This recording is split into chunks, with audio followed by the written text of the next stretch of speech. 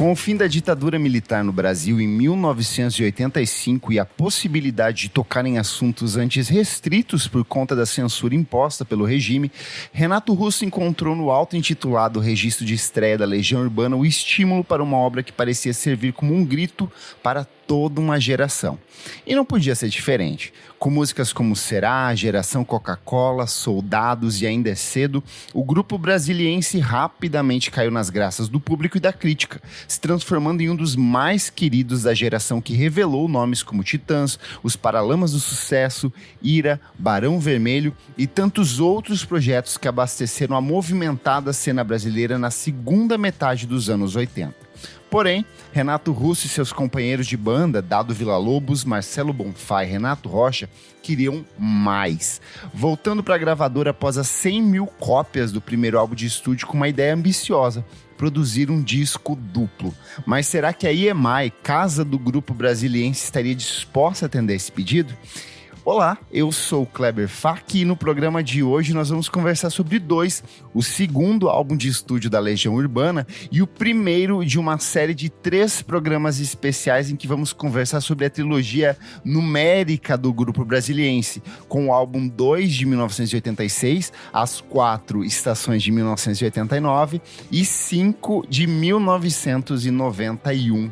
Para participar dessa conversa eu tenho aqui meu companheiro de podcast, Nick Silva, e eu quero saber como que foi o seu primeiro contato com a obra do Renato Russo e seus companheiros de banda, porque eu sei que você sempre foi muito mais roqueiro dos anos 60 e 70, gostava bastante de The Who. Como que foi ouvir a obra da banda brasiliense pela primeira vez? Eu acho que, na verdade, pra mim tem 2 contatos primordiais. O primeiro foi em casa, sei lá, meu pai gostava, tinha o disco e tudo mais. Tinha 2 cópias do 2 em casa, não sei porque 2, mas tinha. Mas porque enfim. 2. Mas eu não ligava tanto, assim. Acho que quando eu fui realmente gostar da banda e tudo mais, foi quando um amigo do ensino médio me forçou a ouvir e falou, tipo, ouve isso aqui que você vai gostar e tal. E é isso, né? Tipo, quando você tá adolescente, você tem muita, sei lá, raiva e tal. E aí, acho que esse tipo de música, o Renato Russo principalmente, sabe colocar nas letras dele muito dessa raiva, angústia e tudo mais que essa época de adolescência a gente passa. Então, eu acho que não é nem raiva, é mais uma sensação de deslocamento, sim, de indignação, de não estar fazendo parte dessa sociedade, né? Sim, é bem isso. E aí, acho que é isso, assim. Quando você é adolescente, acho que tudo faz mais sentido. Enfim, aí nessa época eu mergulhei fundo, assim. É uma banda que eu ouvi pra caralho, ouvi muito mesmo. E aí, sei lá, depois que eu, sei lá, descobri o indie e tudo mais, acabei deixando meio de lado, assim. Então, reouvir os discos pra gravar os programas foi muito legal, assim. Tipo, de mergulhar e, sei lá, redescobrir muita coisa e achar maravilhoso, assim. Porque tem várias coisas que a gente ouve quando adolescente e achava foda, e aí você vai ouvir depois de adulto e fala, tipo, eita. Tem outro significado. É. E você, amigo, como foi seu contato? Cara, foi a mesma coisa. Foi uma amiga eu tinha 13 anos, uma amiga minha gravou uma mixtape, tinha várias coisas. Tinha Nirvana, tinha Red Hot Chili Peppers, Avril Lavigne, Coldplay, tinha um monte de coisa. E ela era fissurada em Legião Urbana, então ela meteu um monte de músicas da Legião nessa mesma mixtape. E eu, cara, falei, é sobre isso, é isso aqui, é o tipo de coisa que eu quero gostar. E eu embarquei num nível meio... Eu fiquei obcecado, assim, por Legião Urbana. Tanto que, nessa época, eu comecei a fazer... Era uma época que eu fazia teatro. E uma das veteranas do curso, ela soube que eu gostava e ela me deu uma pasta. Que ela tinha... Sabe essas pastas de música? Sei. Que você coloca... Ela tinha uma pasta que ela montou na adolescência dela. Eu acho que ela já tinha quase 20 anos. E ela fez uma pasta da Legião Urbana, com vários recortes, letras, matérias da época. E ela me deu. Ela falou, vou passar isso pra você. E aí... Cara, e aí eu entendi porque todas as vezes que eu ia na biblioteca e pegava as revistas, tipo as Vejas e as de antigamente, não tinha as páginas, tinham várias páginas rasgadas sobre a Legião Urbana. E era ela quem ia, né, lá e rasgava e colocava nessa pasta. Então, assim, foi muito legal, foi uma coisa, assim, super... Muito anos 90, essa coisa de você ter pastinha Sim. da banda, sabe? E eu embarquei. Os 2 primeiros CDs que eu comprei na vida foi da Legião Urbana. Foi Um tio meu que trouxe de Curitiba trouxe O Descobrimento do Brasil e A Tempestade.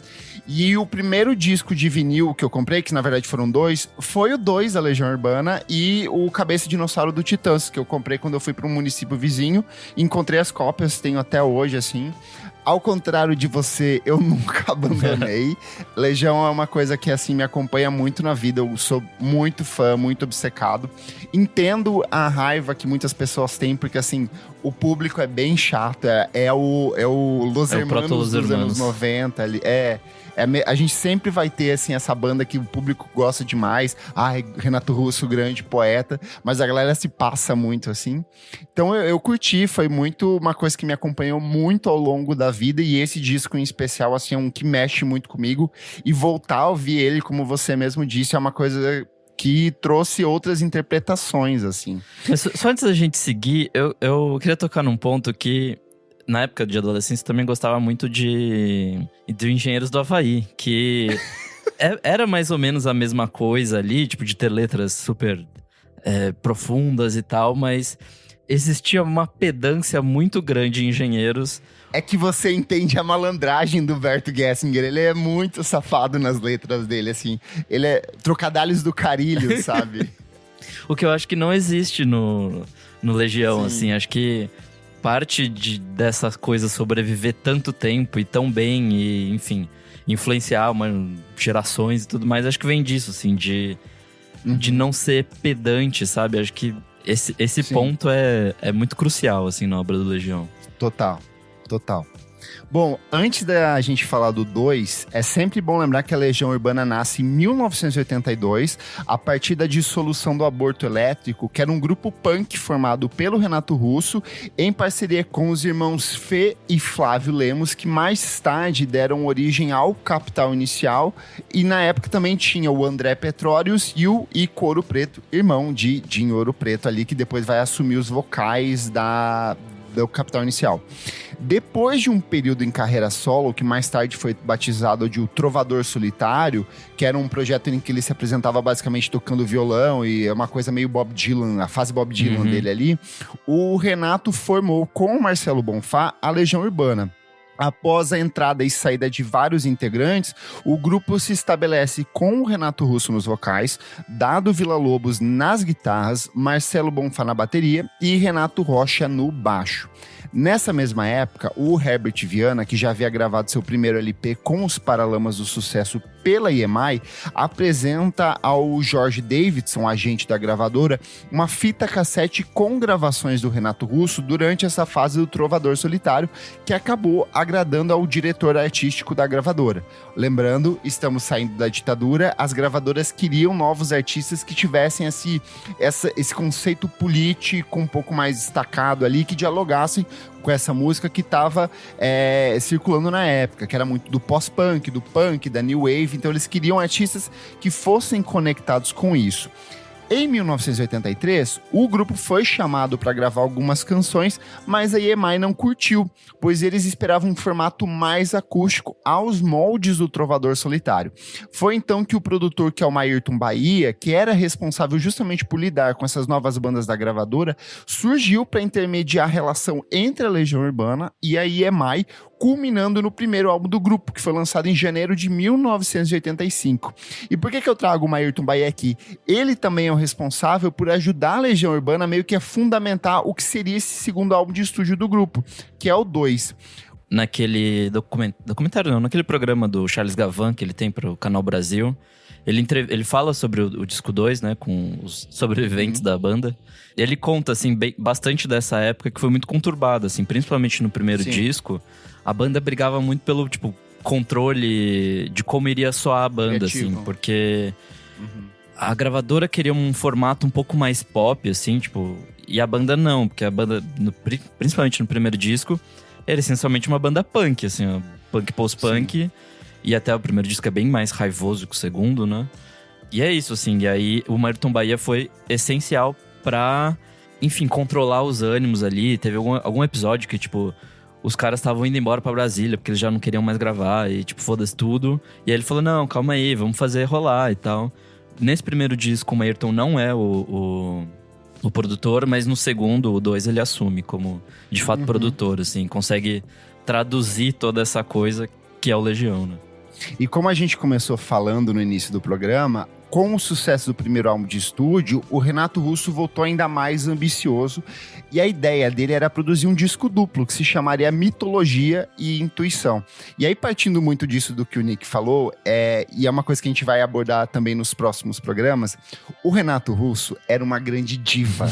Ele era muito dramático, ele fazia cena, megalomaníaco, ele era muito diva, ele era muito rockstar. Ele várias vezes, assim, lendo biografias e tudo mais, todo o disco do Legião Urbana chegava num ponto que ele falava assim: vou acabar com a banda, eu vou desistir, vou largar tudo, vou fazer outras coisas, porque ele adorava essa coisa dramática. Até vendo as entrevistas, tem os discos póstumos lançados em carreira solo, com áudios de entrevistas dele da época, assim, e ele era muito diva, e eu amo isso nele, assim, que tipo, as coisas tinham que ser do jeito dele, senão as coisas não funcionavam, assim. Então até o Ayrton Bahia vinha muito nessa de acalmar os ânimos, falar: Renato, calma, não é bem assim, a gente vai te atender, mas vamos com calma, porque a gente também tem que atender aos interesses da gravadora. E aí, partindo dessa ideia do disco duplo, além das faixas que integram o atual repertório do 2, o álbum contaria com uma música instrumental chamada O Grande Inverno na Rússia, que existe apenas como bootleg, além de outras canções como a Canção do Senhor da Guerra, Tédio, Conexão Amazônica e Faroeste Caboclo, que seriam reveladas nos trabalhos seguintes do grupo. O próprio Que País é Esse, que sai em 1987, pega muitas dessas faixas que foram inicialmente concebidas para esse disco duplo. Inclusive, a ideia do Renato Russo era encerrar esse Mitologia e Intuição com uma releitura pós-punk de Juízo Final do Nelson Cavaquinho, que nunca foi lançado oficialmente, mas foi transmitida na época em várias rádios piratas e pode ser escutada na íntegra no YouTube, assim, e é incrível ver essa forma como eles interpretam essa música. Inclusive, eu até hoje não entendi por que o Giuliano Manfredini, o filho dele, nunca lançou essas sobras oficialmente, assim, que tem muito material de arquivo que tá circulando, ele até processou uma galera recentemente e tirou coisas do ar. Então acho que valeria um box assim dessas coisas mais antigas da Legião Urbana, as demos, sempre quis muito ter acesso. E aí, comercialmente falando, álbuns duplos costumam ser bastante positivos para as gravadoras, já que você paga 2 pelo preço de um. O problema é que em fevereiro de 1986 foi implementado durante o governo do José Sarney o Plano Cruzado, que buscava estabilizar a economia do país e controlar a inflação, que acabou congelando preços e salários por todo o Brasil.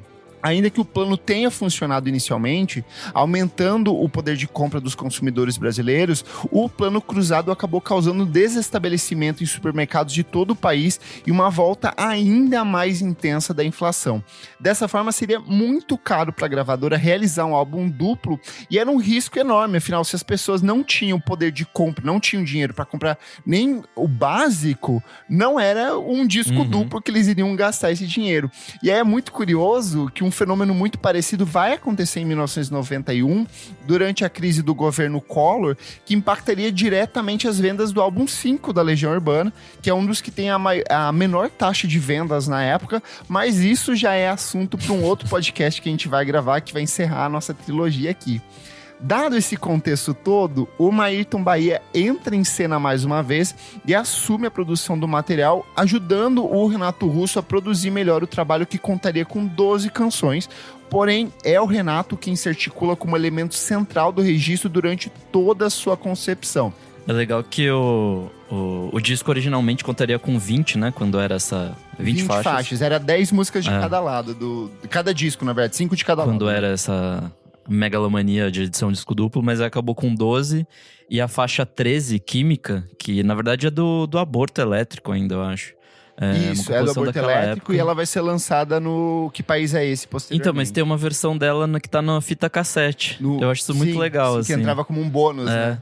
E aí é uma música que só apareceu ali, e quando vai pro disco seguinte, que a gente não vai falar aqui, mas é um disco muito bom, inclusive, ganha outra versão e tal, dá uma repaginada, mas é uma música, assim, reaproveitada. Inclusive, isso é um grande ponto da banda, assim, porque eles sempre reaproveitam esses materiais antigos, assim. Sim. Dizem Total, que total. no primeiro disco eles já tinham um material pra gravar 3, assim, tipo, de coisas que o Renato já tinha escrito desde, sei lá, da adolescência, assim. Então, o Renato era um poço de produção e ele sempre tava escrevendo, então essas coisas sempre estavam vindo. E acho que, sei lá, o primeiro disco ainda tem essa coisa dessa angústia mais juvenil, e cada disco que vai passando, eles resgatam alguma coisa disso, mas vai ficando cada vez mais adulto, assim. Então, acho que tem isso, assim, das letras do Renato irem amadurecendo com o próprio público, né, dele. Uhum. This episode is brought to you by Fandango. People say fans are too distracted these days. But the truth is, when a great movie hits the screen, you show up. You stay glued, invested, part of the story. And without fans like you, there'd be no cinema magic, no shared moments. So head to Fandango.com to get tickets, stream, or rent or buy top movies and series. Fandango loves fans. Protein is now at Starbucks, and it's never tasted so good. You can add protein cold foam to your favorite drink or try one of our new protein lattes or matcha. Try it today at Starbucks. E tem um aspecto muito curioso também, você falou muito dessa questão de que eles tinham várias músicas. O Renato tinha um elemento muito curioso, que às vezes ele tinha um fragmento aqui, um fragmento aqui, um fragmento aqui, e aí o Ayrton Bahia meio que pegava esses elementos, colava e formava uma outra canção, assim. Até muitas das músicas que a gente vai discutir aqui hoje, como Quase Sem Querer, você vê claramente que são fluxos de pensamento que se resumem em uma canção posterior, assim. Então é meio que uma característica desse método de composição do Renato. E ele era muito exigente e ele não queria repetir a fórmula do registro anterior. Tanto que ele passa a investir ainda mais no uso de temas acústicos, levando o trabalho para outras direções. O Renato tinha um entendimento tão grande sobre a própria obra que no discurso de apresentação que ele fez para a gravadora, ele explicou não apenas o porquê da escolha das faixas, como a ordem delas dentro do disco, e apontou quais seriam os hits. Então, assim, diva no seu momento máximo, assim, eu acho isso maravilhoso. Eu adoro o Divo, mas nessa questão ele deve ter sido muito insuportável, né? Assim, tipo... Nossa, devia ser chatíssimo. A galera devia odiar demais ele, assim. Mas ele tava muito certo. Tanto que ele fala assim, Eduardo e Mônica, por exemplo, era uma canção que a EMI não botava fé de jeito nenhum pela ausência de refrão. Ela é uma canção mega verborrágica, ela é uma narrativa ali praticamente, né? Contando a história desse casal. Só que, tanto que ela foi lançada como o segundo single do disco, né? O Renato queria que fosse um dos primeiros. E só que, ao ser lançada, a faixa se transformou em um sucesso imediato, sendo até hoje porta de entrada para muitas das pessoas que não conhecem a Legião Urbana, às vezes tem contato com o Eduardo e Mônica. Ela é uma dessas canções que a gente estuda na escola, assim, em termos de narrativa poética e tal. E acabou se transformando um dos maiores sucessos. E ele falava, gente, essa música aqui vai fazer sucesso, vai dar muito certo sim, né? Eu acho que com isso a gente já pode entrar nas canções do álbum aqui. Eu queria começar perguntando pra você, quais são as suas músicas favoritas do 2, Nick Silva? Putz, eu acho que eu vou pra dobradinha final, hein? Fábrica Índios. Ali, pra mim, é muito legal, assim. Tipo, Fábrica, ela começa numa coisa bem post-punk, assim, bem incisiva. E Índios também, assim, tem uma coisa meio... sei lá, quase krautrock no começo, assim, ela disse uma coisa bem dura, bem mecânica. E aí, lentamente vai entrando coisas novas e, sei lá, vai fazendo outra coisa e acaba num solinho de violão, assim, de uma levadinha de violão. Sim. Então, eu acho engraçado essa mudança e que tem tudo a ver com a letra também. Então, eu adoro essa dobradinha final do disco. E você? Você puxou Fábrica, assim, eu acho ela excelente. Ela grita comunismo, revolução comunista pra mim. O disco abre, né, falando de comunismo, o disco abre com o Daniel na Cova dos Leões, e é que ela tem trechos da Internacional, né, Socialista tocando ali, e ela tem esse discurso político muito inflamado. Esse disco todo, de maneira geral, ele grita muito Guerra Fria, ele grita muito essas crises dos anos 80. Eu acho Fábrica, assim, uma das melhores canções do Renato Russo. Eu fico muito incomodado que até hoje, quando a gente vai em manifestação pública, a galera insiste em cantar, sei lá, pra não dizer que não falei das Flores, o Geraldo Vandré e outras canções do gênero, sendo que eu acho Fábrica muito mais política e muito mais consistente. Pra mim, ela grita Lula, assim, o tempo todo. Ela é muito esse pensamento de gente chão de fábrica. Esse segundo lado tem Metrópole também, que é bem... Tem também... Tipo faca na bota. E plantas assim, embaixo do aquário também, que ela fala, não deixe a guerra começar, sabe? Então eu acho que ela grita... E ele vai falando em vários idiomas diferentes ali também. Então eu acho que ela grita muito essa questão da Guerra Fria. Mas eu acho que o que mais me pega nesse disco são as questões existenciais, emocionais que o Renato aborda. Pra mim, a abertura com o Daniel na Cova dos Leões é excelente. Ele abre com uma rádio sintonizando trechos de Será e depois entra a Internacional Socialista. E é uma das primeiras letras que o Renato trata sobre a homossexualidade dele. Uhum. Ele já tinha dado uma pista em Soldados do disco anterior, mas aqui fica um pouco mais explícito porque é uma música sobre sexo oral. Aquele gosto amargo do seu corpo ficou na minha boca por mais tempo. De amargo, então, salgado ficou doce. E, cara, tem várias coisas aqui. Mas eu acho que se eu fosse escolher uma música desse disco, Quase Sem Querer é de longe a minha favorita. Eu acho que ela talvez seja a que mais exemplifica aquilo que eu comecei falando, de que ela parece que são vários trechos de poemas que o Renato meio que montou em estúdio, e ela tem muito do que é a Legião Urbana nesse começo de carreira, que era uma banda fortemente influenciada pelo pós-punk inglês. Então você vai ter muitos elementos de The Smiths, você vai ter muito de Joy Division, de New Order, de Gang of Four, assim. E essa, em específico, ela tem essa levada acústica que grita Smiths pra mim, mas ele traz esse riffzinho, assim, nesse violão no final, é mais ou menos quase que uma releitura do Age of Consent, do New Order, assim. Se você ouvir Age of Consent, o finalzinho, aquela guitarra que faz... É meio que uma adaptação em formato acústico, assim, então acho linda. E a letra é muito bonita, porra. O infinito é um dos deuses mais lindos. Sei que às vezes uso palavras repetidas, mas quais são as palavras que nunca são ditas? Tem vários elementinhos, assim, poéticos dentro dessa, assim, que me prendem demais. E a gente sempre fala muito do Renato como a força motriz ali de toda a banda, mas eu acho que o Dado Villa-Lobos tem um papel importantíssimo na construção das melodias, assim. Eu acho muito bom, assim, porque, tipo, sei lá, as letras são lindas, isso é inegável, mas o jeito que elas são nos apresentadas, assim, tipo, né, musicalmente, é muito bom também, assim. Acho que a forma que ele conduz melodia é muito legal, assim. E fora isso, ele tem umas técnicazinhas, tipo, de usar, sei lá, umas coisas que o Gang of Four usava, assim, Então, amigo, mas as melodias não são do Dado, são do Renato. O Dado, nessa época, ele era muito tosco. Ele era um guitarrista... Tanto que ele se dá bem muito na questão do shoegaze, porque era só meter uma distorção. Sim. Tem até uma frase do Renato Russo falando, faz os barulhinhos aí da guitarra, Dado. Porque quem pensava a parte melódica era o Renato. O Renato Rocha, por exemplo, tinha uma participação muito maior dentro do processo de composição. Se eu não me engano, o Daniel na Cova dos Leões, por exemplo, é uma música que tem uma participação maior dele. Mas o controle criativo total nessa época era do Renato mesmo. Essa parte melódica, de olhar, assim. O Dado vai ter um amadurecimento maior nos trabalhos posteriores, a partir ali dos 5 e tal. Mas o Renato é ele em essência, que eu acho que um exemplo disso é Acrylic on Canvas, que é uma música excelente também. Ela tem essa guitarra do Dado, que é muito característica, ali bem sujona. Ela acho que é a mais pós-punk do disco, mas a letra, ela traz muito dessas metáforas sobre pinturas, né? Ela faz parte desse contexto de pegar esses elementos da pintura.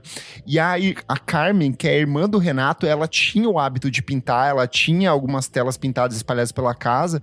E o Renato, tem até uma entrevista dela... para um podcast recente, que ela fala que o Renato vai até ela e fala assim, Carmen, eu quero os seus materiais aí de pintura, e ele meio que passa um dia inteiro estudando pintura com ela para fazer a letra dessa canção, né? E, cara, eu acho fantástico, assim, como ele monta essa música toda. Outra que eu acho muito interessante dentro desse disco e que acaba virando meio que uma marca da Legião Urbana, que é Central do Brasil, que posteriormente sempre vai ter uma canção instrumental em algum momento dentro dos discos da Legião Urbana.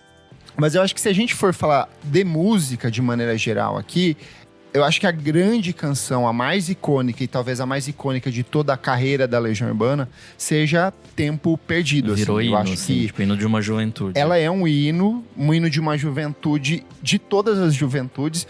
E por que eu falo isso? Eu morei durante 3 anos do lado da Praça Roosevelt ali. Então eu via jovens sentados na escada da Roosevelt, de diferentes gerações, todo final de semana, tocando violão e cantando essa música. Ou às vezes não tocando violão e só cantando essa música. Então eu acho que ela é uma dessas músicas meio que atemporais. A discussão que ela traz é pertinente até hoje. É uma dessas reflexões sobre a passagem do tempo, sobre a efemeridade da vida, sobre você aproveitar o momento, porque as coisas vão se perder como lágrimas na chuva.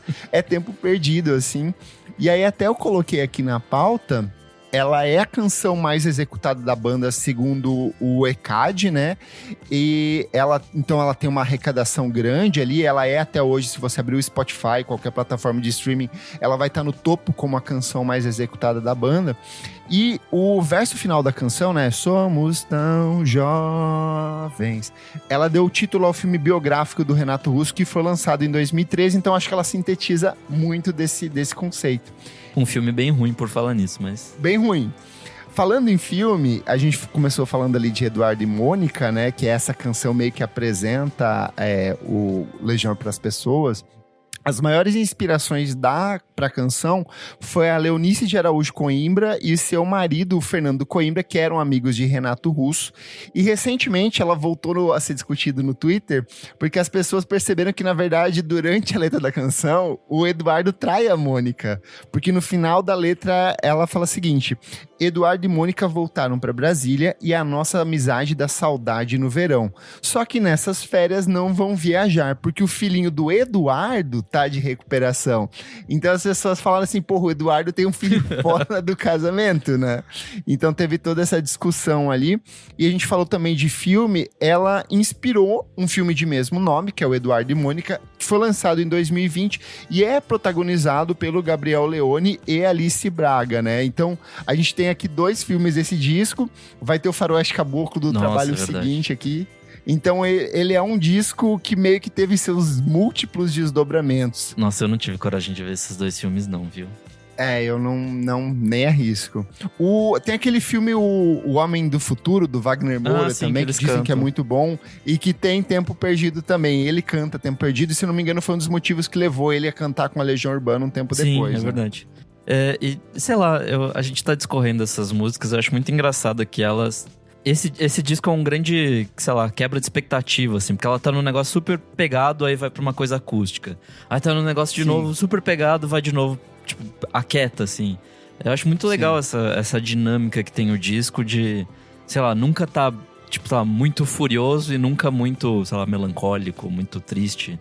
Acho que ele navega bem, né, nesses campos. Um bom exemplo é o que acontece ali, a faixa 9 é o Música Urbana 2. Tem o Música Urbana, que depois vai sair no disco póstumo, né, uma outra estação. E essa aqui é basicamente o Renato Russo cantando ali com um violão, com uma voz mega em cima dos telhados, as antenas de TV tocam música urbana. E aí, em sequência, vai pra Andréa Doria, que é um pós-punk bem anos 80, e é uma das minhas favoritas desse disco. Eu gosto muito da letra dela, quando ele canta quero ter alguém com quem conversar, alguém que depois não use o que eu disse contra mim. Putz, acho foda. Esse disco, assim, ele tem várias letras que são, assim, são frases... Essas frases, tipo, que se abre, assim, frases de pensadores, Renato Russo. E aí vai ter essas frases. Pra colocar no MSN, né? Tipo... Nossa, eu usei muito esse disco, assim, como material para MSN. Eu acho que são várias canções muito boas. Começa com Daniel na Cova dos Leões, se encerra com Índios, que é uma das canções mais complexas e reflexivas sobre a situação política do Brasil e sobre... quem é o povo brasileiro de maneira geral, assim. Então, porra, nos deram espelhos e vimos um mundo doente. Tentei chorar, não consegui. Não tem esse disco, assim, ele é muito foda. Uma é frase muito foda que pega muito pra mim também dessa música é... o futuro já não é mais como era antigamente. Porra, é muito boa. É tipo, muito óbvio, mas bom. é muito boa, assim. Tipo, é muito... É, diz eu acho muito, que essa é a assim. beleza desse disco, dele pegar coisas que são pensamentos, são questões que todo mundo pensaria, mas nunca colocou em canção. E aí ele fala, não, vamos fazer uma canção sobre isso, assim. E dá muito certo, eu acho que é só ver os números de execuções até hoje, é um disco que reverbera muito bem, com diferentes públicos. Ele o mais meio que uma das vendido, né, bases... de toda a carreira. É, um dos mais vendidos. Não, acho que os posteriores são ainda mais tá. vendidos, né? As contestações eu acho que vendeu mais. Mas é um baita disco. Queria puxar aqui pra capa e pro projeto gráfico do 2. Primeiro tenham o vinil disso, que é maravilhoso, porque ela é uma imagem minimalista, né? A imagem de capa do projeto conta com a assinatura da Fernanda Villa-Lobos, esposa do Dado Villa-Lobos, e tem coordenação gráfica do Egeus Lau, que é um designer. O material, ele dialoga esteticamente com as capas que na época eram produzidas pela Factory, que é uma gravadora inglesa que apresentou Joy Division, New Order e todas essas bandas importantes ali do movimento post-punk. Então ela tem muito dessa estética ali, né, dessa coisa desse minimalismo, que era sempre uma imagem chapada, o nome, poucas cores e alguns elementos gráficos. Sóbrio, né? Só olhar para as capas do New Order em começo de carreira, era tudo isso, era uma estética muito específica da Factory. E aí, assim, embora a versão digital e CD não dê conta meio que de exemplificar isso, a versão em vinil, ela foi impressa com uma fonte em relevo. Então o nome Legião Urbana e o 2, ela tá um pouco sobressaltada. Isso, inclusive, foi objeto de discussão com a gravadora, porque isso encarecia um pouco o custo da produção, que você tem que fazer a prensagem, né, da capa, mas o Renato bateu o pé e falou, não, isso aqui, vocês cortaram um disco duplo, essa capa em relevo eu quero ter, então ela tá até hoje, se você for em sebo, você encontra ela com esse relevo.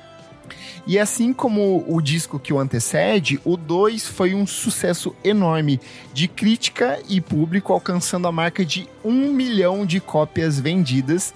Em setembro de 2012, ele foi eleito pelo público da rádio Eldorado FM e do portal Estadão.com, pertencentes ao Jornal do Estadão, como o terceiro melhor disco brasileiro da história em uma votação popular. Então, assim, eu acho que diz muito sobre o impacto desse disco até hoje. Se eu não me engano, o vencedor de melhor disco nessa mesma lista é do Ventura, Los Hermanos.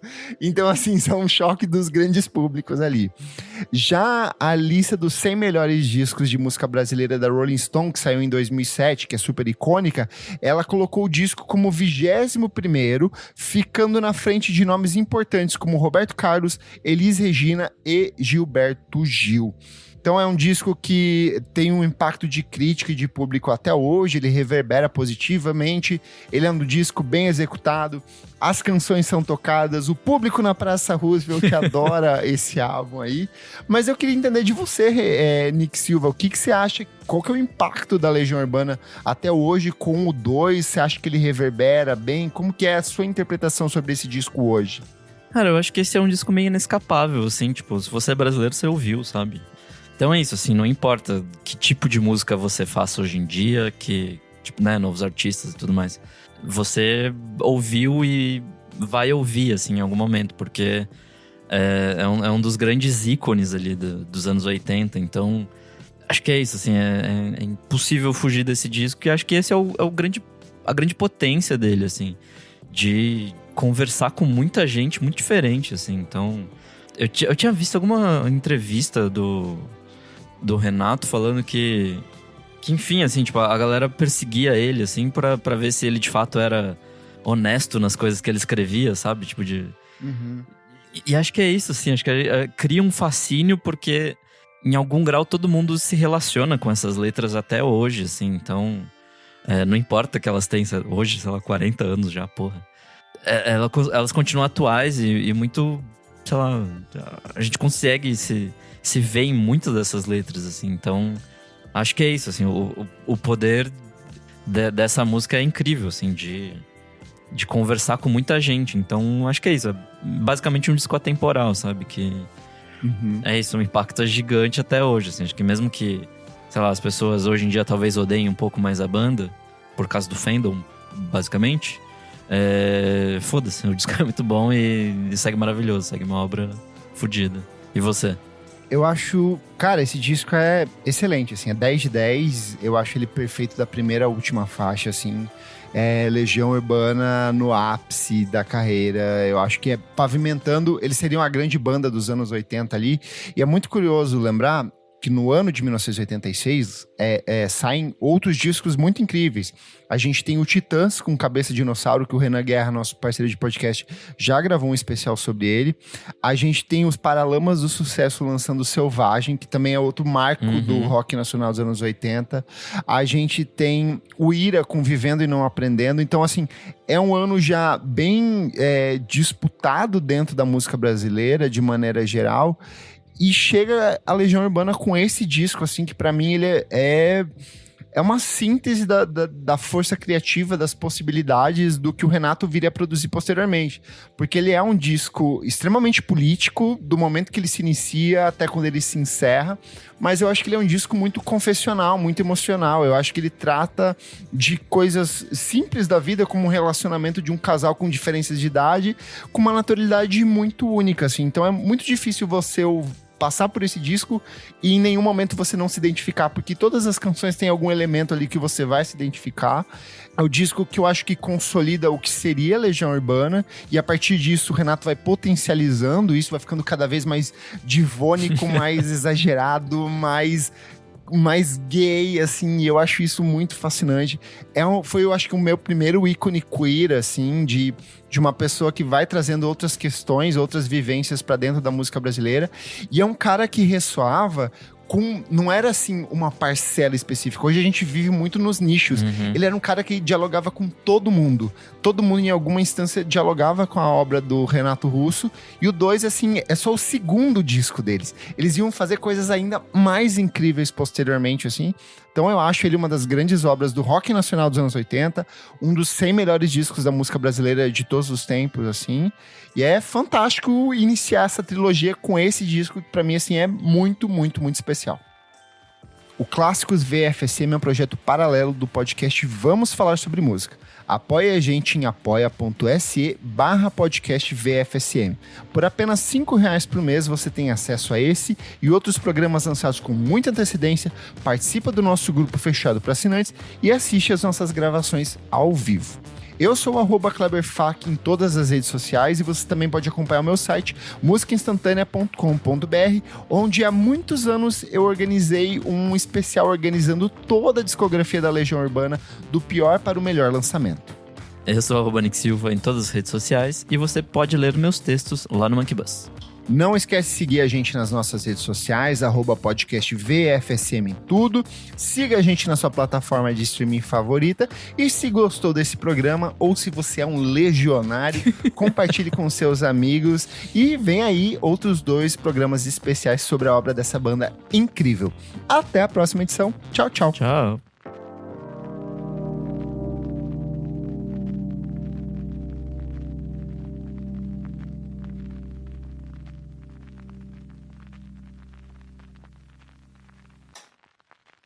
The right window treatments change everything. Your sleep, your privacy, the way every room looks and feels. At Blinds.com, we've spent 30 years making it surprisingly simple to get exactly what your home needs. We've covered over 25 million windows and have 50,000 5-star reviews to prove we deliver. Whether you DIY it or want a pro to handle everything from measure to install, we have you covered. Real design professionals, free samples, zero pressure. Right now, get up to 45% off site-wide, plus get a free professional measure at Blinds.com. Rules and restrictions apply. Esse podcast foi editado por Nick Silva.